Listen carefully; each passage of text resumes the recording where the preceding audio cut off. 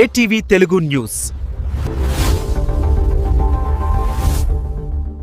ఈరోజు నిజంగా నాకు ఇప్పటికీ అర్థం కానిది ఏంటంటే పులివెందుల మా అడ్డా అనుకునే వ్యక్తి ఈరోజు ఈ ఎలక్షన్ గురించి ఎందుకు ఇంత భయపడుతున్నాడో జగన్మోహన్ రెడ్డి నాకైతే అర్థం కావట్లే. అంటే ఈరోజు వరకు నాకు తెలిసి పులివెందులకి కూడా ఈ 14 నెలల్లో ఎత్తి కొడితే 10 సార్లు కూడా పోలేదు ఆయన.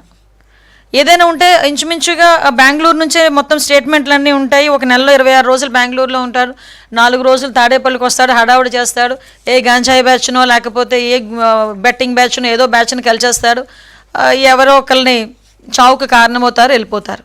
కానీ ఈరోజు పులివెందుల ఎలక్షన్ విషయంలో ఇతను అవినాష్ రెడ్డి గారు కలిసి ఈరోజు చేస్తున్న ఆరోపణలు చూస్తూ ఉంటే నిజంగా వీళ్ళకి అవగాహన నుండి మాట్లాడుతున్నారా, ప్రజలను మభ్యపెట్టడానికి మాట్లాడుతున్నారా? నేనైతే ప్రజలను మభ్యపెట్టడానికి మాట్లాడుతున్నారని చెప్తా. ఇప్పుడు ఎలక్షన్ కమిషన్ ఈ స్లిప్స్ పంచుతారు, మన డిపార్ట్మెంట్ తరపున స్లిప్స్ అందరికీ కూడా పంచుతాం.